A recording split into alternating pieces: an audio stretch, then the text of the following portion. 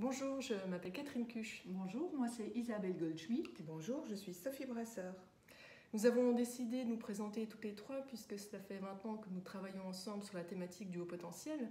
Et nous nous sommes rencontrés initialement dans le cadre d'une recherche-action interuniversitaire menée dans les 5 universités francophones belges autour du haut potentiel.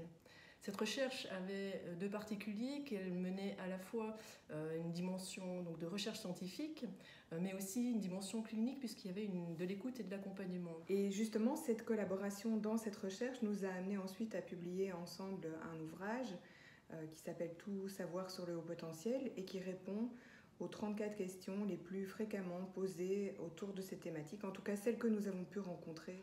Le chapitre que j'ai écrit dans le cadre du livre Psychologie du haut potentiel s'intitule Quand les résultats du bilan sont mis au service de l'enseignant.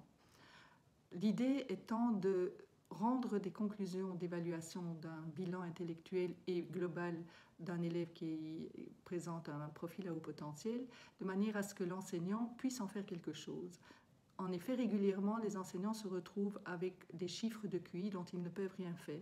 Donc, dans ce chapitre, je vais expliquer le processus et le protocole que j'ai mis en place pour rendre toutes ces informations utiles à l'enseignant, tant pour qu'il puisse découvrir son élève peut-être sur de nouvelles facettes, et surtout, comment il va pouvoir utiliser ces informations au service du travail qu'il a avec cet élève-là, et même avec le reste du groupe classe.